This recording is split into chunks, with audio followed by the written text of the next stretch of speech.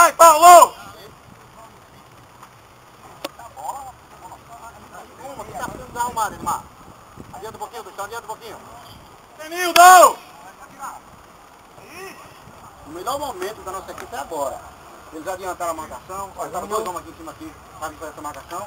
Então, se a gente der velocidade na saída da bola, a gente vai fazer o segundo gol.